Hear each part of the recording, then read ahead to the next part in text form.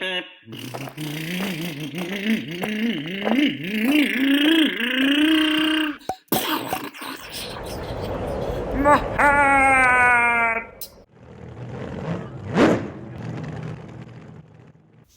is the shock bag. So the shock bag is on, it's the page that follows the differential, which is page 7. I'm not sure why after the differential they didn't continue on with the transmission, but the shocks are pretty easy. So I have the transmission bag right over here. So you need to go ahead and just remove the shock caps. You're gonna have that little rubber bit, make sure that you keep it there. And I'm only gonna do one on camera just to show you because they're all the same, because I wanna move on to the transmission. Now, quick note, these longer ones with that stop, these are the rear, these are the front. So if you're gonna go with different oil, right, just make sure that you fill the two fronts with the same and then the two rears with the same. In this case, I'm gonna use just the same type of oil all around. It's not really that crucial for this application because these are going to be replaced pretty soon.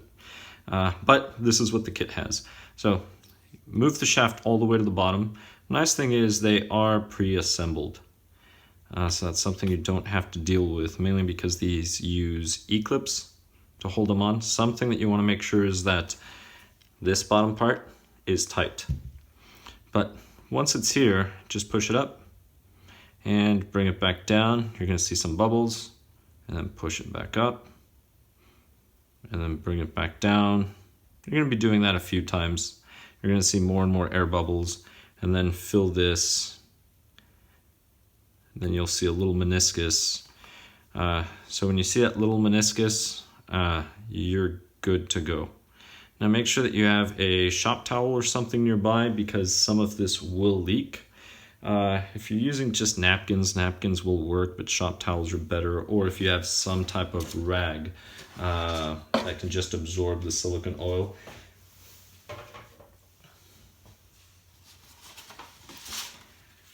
Let's see. Once you no longer see bubbles, you can actually take a pick and get rid of them. But let's see. All right. So that looks good. You're going to put the cap on.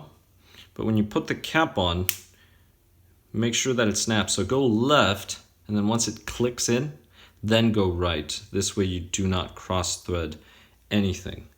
And then I'm just gonna grab it. I'm gonna keep this vertically. I'm gonna show you. When I was tightening this, I was keeping it vertical. If this had a bleeder hole, I would have tilted it to the side. Now, if you tighten it all the way, as I did now, and leave it, you're gonna have way too much pack.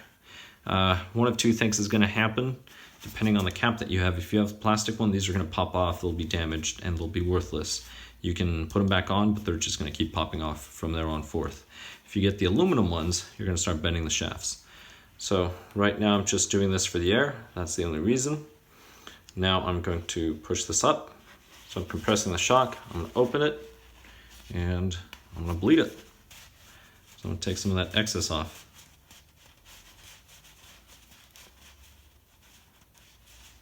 Now there we go, I can hear it.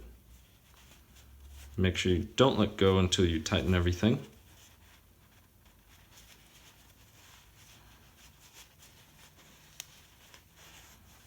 All right, let me tighten and then I'll check. Some of the excess, I'll wipe that off. All right, that feels good. So there is the shock. Now, springs, you're gonna notice two of the springs are longer. The longer springs go in the rear. Now, both the front and the rear springs, you may want to replace at some point, but let me go ahead and show you these progressive springs. This little portion here will compress really quickly. This is harder to compress, so it's a different spring rate tension. This is what makes the truck look really, really cool. It just leans like a real truck. That was made on purpose. Now, one of the things that I'm missing is that little collar. That's gonna be in this little bag right up here. So if we go into this bag, you have these little collars. You just slip one of those on. Now the spring will sit there, and you have the little spring rest down here.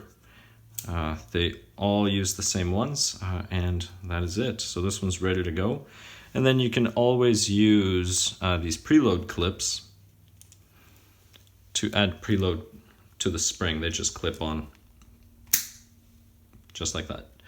I'll decide later if I need them or not, but that is it for the shocks. So once you do one, you do them all. I'll set them off to the side so I can finish these off camera. And I'm going to move on to the transmission. So transmission, we have the transmission bag. Now the transmission starts on page 8. So if we look at page 8, this is the way the transmission is assembled. A few little recommendations on this. I'm going to see if it has a roll pin on this kit or if it has the other shaft. I'm hoping it has the shaft from the 272R. This is the 272, which is just the regular one. 272R is the transmission off of the drag slash, and unfortunately it's just a regular 272. So if you look at that little roll pin, if you start adding a lot of power or if your slipper clutch is on too tight and you're a little too aggressive, sometimes that will break and then this will just spin and, well, you won't go anywhere. So the recommendation that I have, as of this video, I believe this shaft from the 272R is about $8, $9. It's a much better shaft and it fits right in. So consider that one. Let me just open up all of the bags. Now normally I would not work on the towel, but it adds contrast. It's for the camera. That's the only reason why. There we go. Right, in this bag, do not lose this little rubber plug. That's going to go in here. All right, so those are half shafts.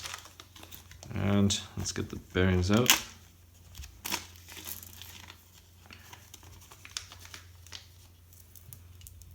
All right, there we go. This little piece of tape is just to seal the bottom, so that goes at the end. Don't worry about that. But here we go. So we'll grab this half of the transmission. We'll take 2 of these bearings, and 2 of these bearings will go one here, and the other one will go right over here. Now, when you're pressing them in, make sure you're pressing them in flat, not at an angle. They will not want to slide in at an angle, and if you force them, you will damage the case. Now, these cases, you can buy them separately. I don't remember the price, to be honest, but they're not that expensive. All right, let's see. All right, there we go. Once you have those 2 bearings, then you can grab this shaft, and this shaft is just going to go right through here. So this is where the motor goes. That will go in here. Now, something to note is these little guys here, you're going to need 2 of them. So you're going to need 1 on each side. And this will just protect the bearings from this spinning. Also, if you don't install them, it'll sort of shift back and forth. So you just put those little shims in there. And this is it. Now, at this point, you want to apply some grease. Now, this does come with black grease. I'm going to do this with black grease just because it came in the kit, and that's what I was told to do. This vehicle is going to be for somebody else, ultimately. If it were my build, I would actually use lithium grease or silicone grease, and the reason why is they don't go tacky like black grease does. I mean, black grease goes tacky really fast and it just kind of gunks up and becomes really sticky. That's the reason why. All right, now I'm going to get the idler gear. So the idler gear is going to receive 2 of these bearings and just slide right in. And then you will notice, let me put that over there, this large little pin, this will just go right through here, and then you grab the other shims, we shim both sides. One of the things that I do like about these Traxxas transmissions is all of the gears are metal in these transmissions. I do like Associated Vehicles a lot, but their gears, internal gears, are plastic. Now those are race vehicles, so it works. Sometimes they do go out, but if you're bashing and overpowering a vehicle, metal gears are the way to go. Now you can get metal gears for the other ones, but that's just a little note based on stock form. All right, now we have the differential. Now the differential, this part with the screws, this is going to go up. So if you think about it, it goes away from the motor. So the motor's going to go here, that's going to go that way, right in here. And then once you seat this, you will notice that if you were to flip it, the gears would not mesh or engage well. That's another way that you can tell. Here we go. So I'm going to go ahead and grease this up. The reason why you put the little tape here is just to cover this up. So if you ever need to service a transmission, add grease, for example, you just remove the piece of tape and then you can just add grease down through here. That's really all we need as far as grease. Perfect. All right. At this point, I already have the other half, so I can go ahead and just take the other half and place it, and it just closes. Now, let me just double check my work, because I do have an extra bearing, which I should not have. Did I forget to put a bearing in here? I cannot see one. Let's see, 1, 2, all right, all bearings are there. Ah, that's for the slipper clutch. There we go, it slipped my mind. Slipper clutch. So this one's gonna go with the slipper clutch. All right, here we go. So now the screws, let me go ahead and set them aside. I want these long ones. These little guys, those are gonna go here on the gear. All right, we have that. So this truck, I'm building it for spec slash. That's the purpose of the build.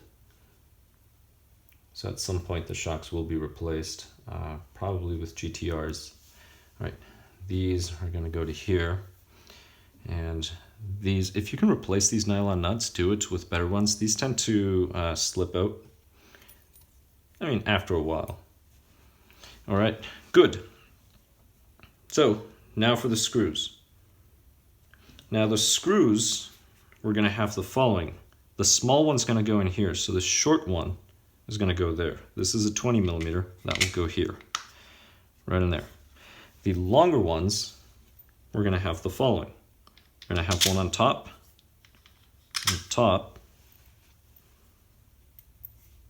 then we'll have one here in the middle, we'll have one down here at the bottom, and then we'll have one right over here. Do not put any here, this is where the rear bumper is going to mount, so just keep that in mind. Now here, to make it easier for me, I'm actually going to begin with the center one. And this is a 2 millimeter driver.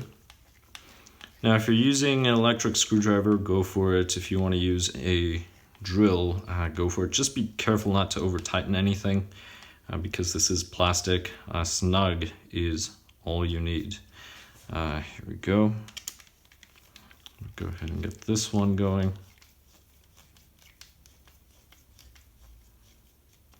And I'll get this one going. Don't worry too much about the gap back here. That'll close up once you install the components in the back.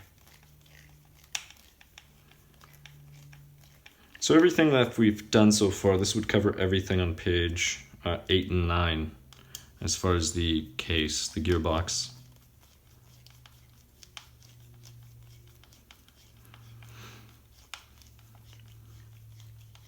It would be nice too if Traxxas made kits for the Rustler and the Bandit.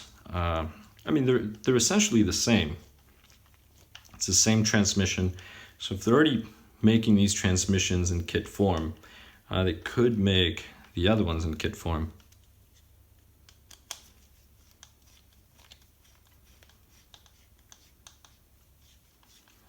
All right, so I'm gonna go ahead and tighten this one. And again, do not over tighten this. One of the reasons why is you can warp the plastic, or compress the plastic too much, and then it'll compress on one side, not fit properly on another side. You can strip the case. There's a variety of reasons.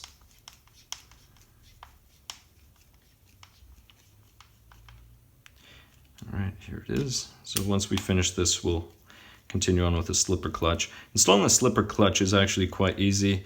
The part that can be a challenge is adjusting the slipper correctly, because that's going to depend on application. It's going to depend on the terrain. Is it a higher traction surface, lower traction surface? How much power, for example? If you run a lot of power, 3S, maybe you replace the system, go with the 4S, you can really burn the system up. But if you don't run a slipper, you can get a slipper eliminator. If you keep the stock shafts, you're probably going to destroy them. So then you'd have to replace the shaft. So there's always a consequence with power with these vehicles. You really have to be careful. So understanding the application, why you got the vehicle, is something very, very important.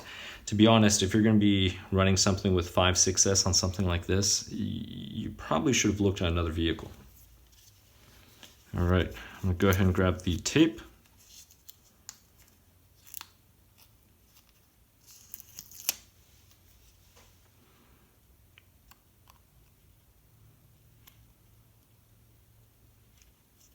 And this simply goes here, and that is it. Just covers that up. So remove this, grease everything, tape it back, and that's it. So we have this portion here of the transmission. Now we need the electronics. The electronics are in a different bag. So you have the motor, ESC, and servo transmitters in there. All you need is this bag. So just go ahead and remove these out of the bag, and then we're going to go ahead and install them. Here we go. All right, and I already have this, and it's already in position the way it should be on this motor. So this one here, if we grab this is so you don't have to deal with meshing it. Now I have to remember if I used this one. I already had a pinion. It should be stock, but I can't remember if it was from the same. I was trying to not open a bag and just use this motor. Leave the other one as a spare. But I'll find out. If not, then I'll have to show you how to mesh. There we go. So you want to make sure to line up the holes. Once you do, so that piece of plastic, that's just for the mesh, and it works for the 90, which is this one, and the 86. So I may have to flip it the other way possibly. So what I'm actually going to do is not install that, and I'm going to deal with the slipper first, even though the manual calls for the motor to be installed.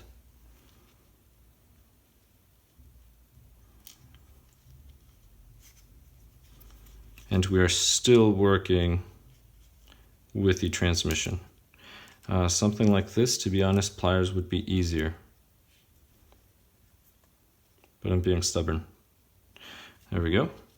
Once you have that, we have this little plate. This will seat this way. And there we go. Pin is there. Now we need the following. You're going to take these shoes, and these shoes are going to go right in those pins. Those go right in those holes. Now, if you're just running a stock setup, a brushed setup, these will work fine. If you start going into brushless and add power, you should replace these. Hot Racing makes some really nice carbon fiber extra long or extended, I forget what they call them. They also make some aluminum ones that are very good. Now, when you install this little disc, make sure that those little pins in there go into those small little holes. So don't put them in the larger ones, put them in the small ones. Now this is going to fall right in here. Don't worry about this play. Once we install the gear, everything's going to mesh up or line up. This bearing goes in here, so just install it in there. And when we place this, those holes need to line up with these holes here. Now I'm installing it in here. You do not have to install it here. You could actually remove everything and then install. everything, that works as well, but I'm going to go ahead and do it here. And for these, you're going to be using these right in here. Use thread lock for them. That's always a good idea. And those should be 2.5 millimeters. So grab your 2.5 millimeter driver. That is correct. And here we go. Now, if you do not have drivers, let's just say you're brand new, my recommendation is get a pair of quality drivers. If you're just using the Allen wrenches, your fingers are going to hate you. So I'm just getting it close.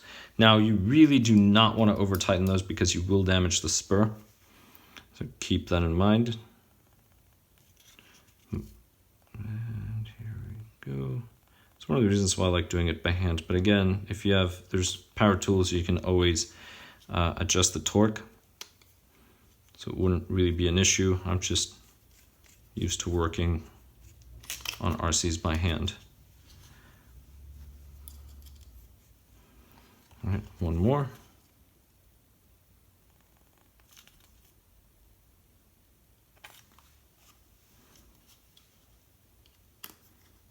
And here we go.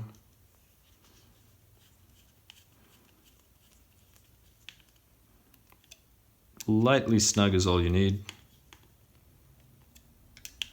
Pretty much as soon as you feel you've gotten to the end, you just torque slightly more and that's it. Now, what does slightly mean? I have no idea. We'd have to measure what slightly is and then go from there. All right, now we need our 7 millimeter driver, which I did a very good job of misplacing it. Here it is. For this, go ahead and grab the gear. And one of the things that you're going to notice is this is spinning. Don't worry about it spinning. What you do in this case is just grab 2 of the body clips that were in one of the bags, so any 2 body clips. And go ahead and place the body clips, here, let's see, just place them in the shafts like that. So you place a body clip there. And now I'm going to spin this. I'm going to place another body clip over here. And that's it. So now I can go ahead and tighten this without any issue. Now, if the truck was assembled and it had the shafts, then, well, it'd be a different story. Now with the slipper, I'm just going to drive it all the way in and I'm going to back it out. Don't over tighten this. That sound that you heard, that was actually one of the body clips. So I'm going to go back a turn. So that was 1 turn, and then let's see. I'll go a turn and a quarter for the purpose of this. If this is too tight, sometimes you can break the little shafts, but I think I'm going to be fine. All right, so I can go ahead and remove the body clips now. Put them off to the side. And now I can look at the motor and see what the correct mesh is. So if I place this, let me go ahead and put the plastic in. All right. If not, then I'll just remove that plastic and mesh by hand, which I think I'm gonna have to do. I will, because this is set up. Yeah, that's too much. So I'm gonna do it by hand.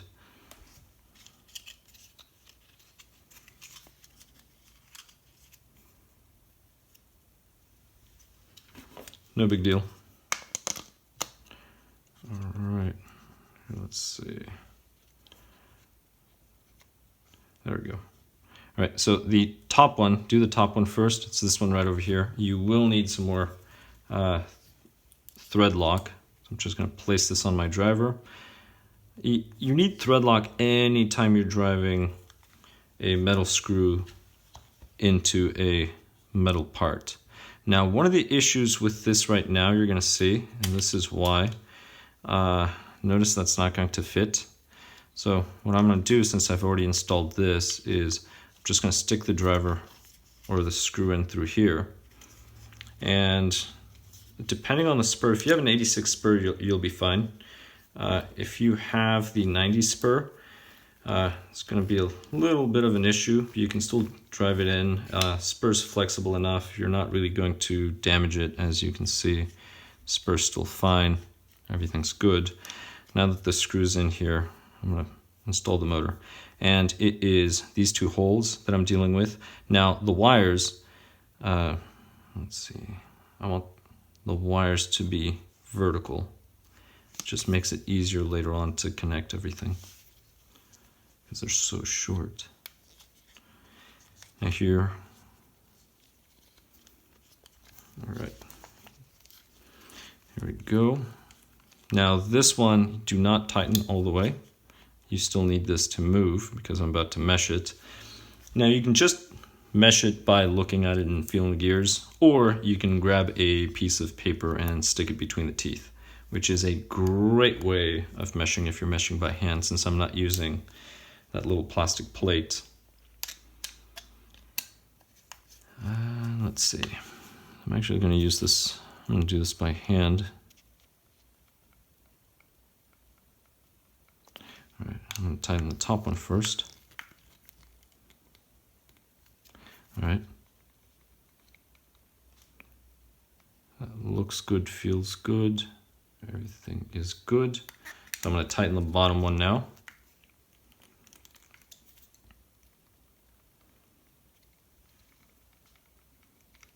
So I'm not sure if the camera can, or the microphone can actually pick that sound.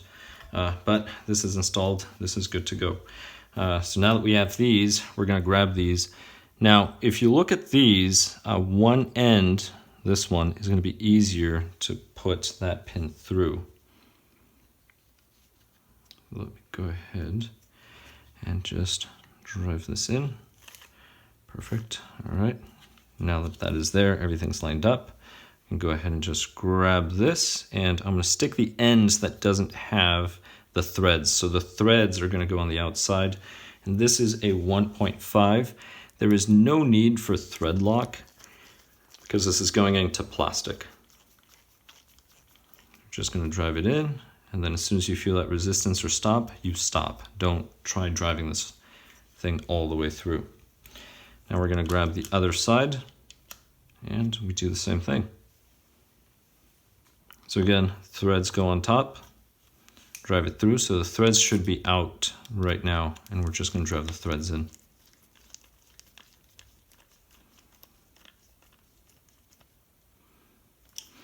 And that is complete. So at this point, we can go ahead and grab the cover, and always run the cover if you're going to be running in not places where there's dirt, grains of sand, things like that. Because if you do not run the cover, you will destroy your gears. Those little, all it takes is one grain of sand to get between your gears, and you will destroy your spur. All right, here we go. Don't worry about this little bit. If you install telemetry, the wire is going to come out through here. So if you have something to measure your RPMs, that's if you're running the TQI transmitter. Now I'm going to need my 2mm driver. And let's see, here we go. I'm going to drive one of these screws in.